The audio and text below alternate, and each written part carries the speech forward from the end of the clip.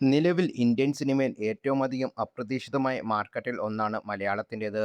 ഒട്ടും ഹൈപ്പില്ലാതെത്തുന്ന ചിത്രങ്ങൾ കളക്ഷൻ റെക്കോർഡുകയും വമ്പൻ ഹൈപ്പിലെത്തുന്ന ചിത്രങ്ങൾക്ക് ബോക്സ് ഓഫീസിൽ കാലിടുകയും ചെയ്യുന്ന കാഴ്ചയാണ് സമീപകാലത്ത് പ്രേക്ഷകർ സാക്ഷ്യം വഹിക്കുന്നത്. ഇതിന് ഏറ്റവും വലിയ ഉദാഹരണമായിരുന്നു സവിൻസ സംവിധാനം ചെയ്ത് തിയേറ്ററിൽ ഇൻഡസ്ട്രി ഹിറ്റടിച്ച വാഴ 2. പുതുമുഖങ്ങളെ നായകരാക്കി ഒരുക്കിയ ചിത്രം തിയേറ്ററിൽ നിന്ന് 200 കോടിയിലധികമാണ് സ്വന്തമാക്കിയിരുന്നത്. വാഴ 2-ന് തൊട്ടു പിന്നാലെ തിയേറ്ററിലെത്തിയ ചിത്രമായിരുന്നു മമ്മൂട്ടിയും മോഹൻലാലും ഒന്നിച്ചെത്തിയ പാട്രിയറ്റ്.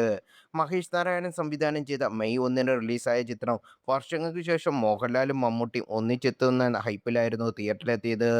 താരങ്ങൾക്കൊപ്പം ഫഹദ് ഫാസിൽ, കുഞ്ചാക്കോ ബോബൻ, നയൻതാര തുടങ്ങിയ വമ്പൻ താരനിര അണിനിരന്ന ചിത്രത്തിന് എന്നാൽ പ്രതീക്ഷിക്കാത്ത തിരിച്ചടിയായിരുന്നു തിയേറ്ററിൽ നിന്ന് നേരിടേണ്ടി വന്നത്. റിലീസ് ചെയ്ത് രണ്ടാഴ്ചയെടുക്കുമ്പോൾ കേരള ബോക്സ് ഓഫീസിൽ നിന്ന് ചിത്രത്തിന് വെറും 28 കോടി മാത്രമാണ് നേടാനായത് എന്നാണ് റിപ്പോർട്ടുകൾ സൂചിപ്പിക്കുന്നത്. അടുത്ത ദിവസങ്ങളിൽ ടൊവിനോ തോമസ്, വിനീത് ശ്രീനിവാസൻ ഒരുങ്ങുന്ന അതിരടിയും സൂര്യനായകനെന്ന മാസ് ആക്ഷൻ ചിത്രം കറുപ്പും തിയേറ്ററിലെത്താനിരിക്കുന്ന സാഹചര്യത്തിൽ പാട്രിയറ്റിന് ഇനി കാര്യമായി ഒന്നും ചെയ്യാനില്ലെന്ന വിലയിരുത്തലാണ് ആരാധകർക്ക്. മലയാളത്തിൽ ഇന്നേ വരെ ഇറങ്ങാത്തതിൽ വെച്ച് ഏറ്റവും ചെലവേറിയ ചിത്രമെന്ന പ്രത്യേകതയാണ് പാട്രിയറ്റ് തിയേറ്ററിലെത്തിയത്. 120 കോടിയിലധികമായിരുന്നു ചിത്രത്തിന്റെ ബജറ്റെന്ന് നിർമ്മാതാക്കൾ അവകാശപ്പെട്ടത്. റിലീസ് ചെയ്ത ആദ്യ ദിനം പാട്രിയറ്റിന് വലിയ കളക്ഷൻ നേടാനായെങ്കിലും പിന്നാലെ നെഗറ്റീവ് റിവ്യൂ തുടർന്ന് ചിത്രം പിന്നീടുള്ള ദിവസങ്ങളിൽ കൂപ്പുകുത്തുകയായിരുന്നു.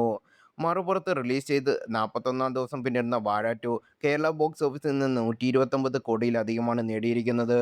2024-ൽ പുറത്തിറങ്ങിയ ഭരതനാട്യത്തിന്റെ രണ്ടാം ഭാഗമായ മോഹിനിയാട്ടമാണ് നിലവിൽ കേരള ബോക്സ് ഓഫീസ് കളക്ഷനിൽ മൂന്നാം സ്ഥാനത്തുള്ളത്.